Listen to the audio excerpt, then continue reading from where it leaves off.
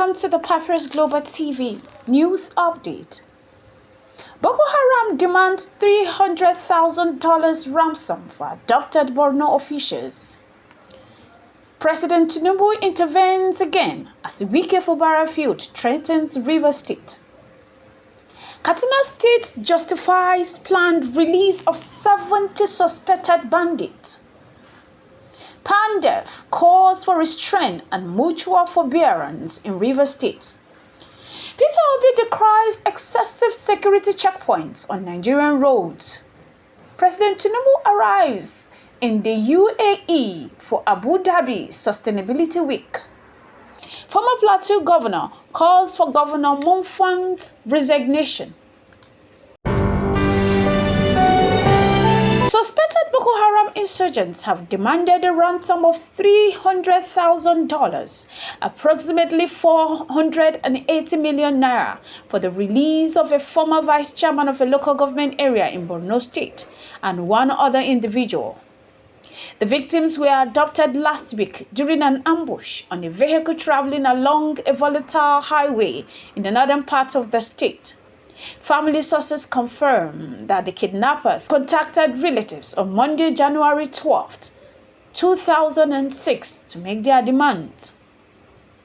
Security agencies, including the military and the civilian joint task force, have launched search and rescue operations. The insurgents, however, have warned against military intervention, threatening to kill the captives if their demands are not met. The Borno State government is yet to issue an official statement maintaining its policy of non-negotiating with terrorists. President Bola Tinubu has again stepped in to mediate the escalating political crisis in River State involving his FCT minister Nyesim Wike and Governor Fubara.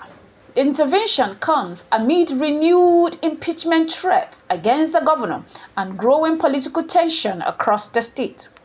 Sources say the president summoned both parties to the presidential villa, expressing concern over the continued distractions to govern in the oil-rich state. This follows the collapse of a previous peace agreement reached in late 2024. While details of the new mediation remain undisclosed, political observers warn that unresolved power struggle could further destabilize the state. The Katsina State government has defended its decision to release 70 individuals previously suspected of banditry, describing it as a part of a broader de-radicalization and de-integration program. Officials said investigation revealed insufficient evidence to prosecute many of the suspects, while others were coerced into criminal activities. The state insists that continued detention without trial will violate constitutional rights. Authorities assure residents that those released will undergo rehabilitation and be closely monitored. However, the decision has sparked public concern, with critics warning it could embolden criminal elements if not carefully managed. The Pan-Niger Delta Forum, PANDEF, has called for the restraint and mutual forbearance following the renewed impeachment attempt against River State Governor Fubara.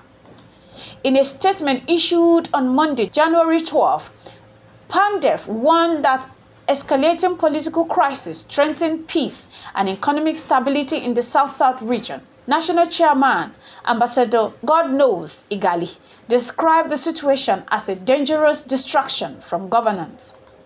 PANDEF also urged President Bola Tinubu to take a more decisive role in mediating the conflict, warning that Port Harcourt could become a flashpoint if tensions are not urgently de-escalated.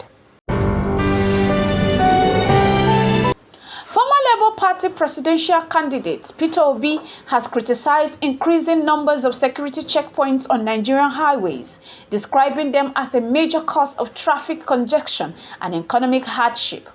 Obi said many checkpoints have turned into extorting points, leading to loss of hours and increased transportation costs. He called for intelligence-driven policing and the use of modern technologies such as surveillance cameras and drones. He urged the federal government to review the country's highway security framework to balance safety with economic efficiency. President Bola Ahmed Tinubu has arrived in Abu Dhabi, United Arab Emirates, to participate in the 2026 Abu Dhabi Sustainability Week. The president is expected to deliver a keynote address outlining Nigeria's energy transition strategy and net zero goal. He will also hold bilateral meeting with UAE leaders and global investors to discuss renewable energy, green hydrogen, and sustainable infrastructure. The visit aims to attract foreign investors and strengthen Nigeria's position in Africa's green economy. Former Plateau State Governor Jonah Jang has called on Governor Mutfwang to resign and seek a fresh mandate following his defection from the People's Democratic Party to All Progressive Congress. Jang described the defection as a betrayal of the people's mandate, insisting that the votes belongs to the party, that is the PDP. He called Mutfwang to contest under the APC to test his popularity among Plateau voters. The call has intensified political debate across the state. This has been the Papyrus Global TV.